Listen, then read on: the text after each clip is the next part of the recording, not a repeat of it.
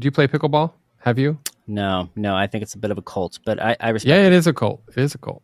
It's the fastest growing cult in the West. So I have really enjoyed the pickling, and I have come to appreciate why other people are appreciating it. It's because it's extremely social and it brings together all the racket sports players. So everything from badminton to handball, which is not a paddle, to obviously table tennis and tennis. Like people come together and they come from a bent, and it's very social. It's mostly free in a lot of cities. They've made this a public service.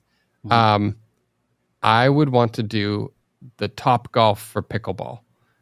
It is already this thing that has a social bent to it.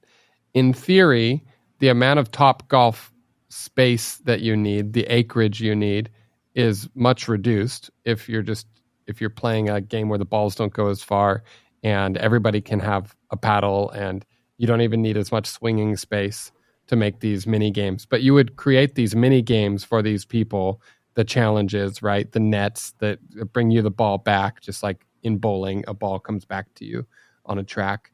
But it's a drinking social thing. Okay, can I cut in here real fast? I love this idea. I see one glaring issue, but I don't think it's an unbeatable issue. You never went to college. I did. In college, there's this interesting thing that you do, and it's you drink a lot.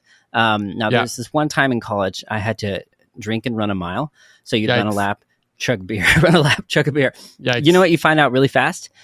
You throw up. You just throw up. It's gross. It's the worst thing on earth. It is not fun to be physically exhausted and drink beer. You want water.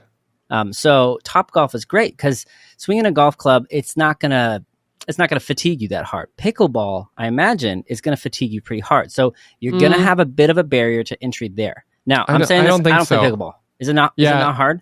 No. Can you kind of like mosey about and still play? Yeah. So when you're on a court, it's a 2v2 game, and I play regularly with 70-year-olds and 80-year-olds, and there's a guy who's 92 who plays at our courts. Whoa. So that's the level of cardio that you're talking about, and that's even when you're in a pretty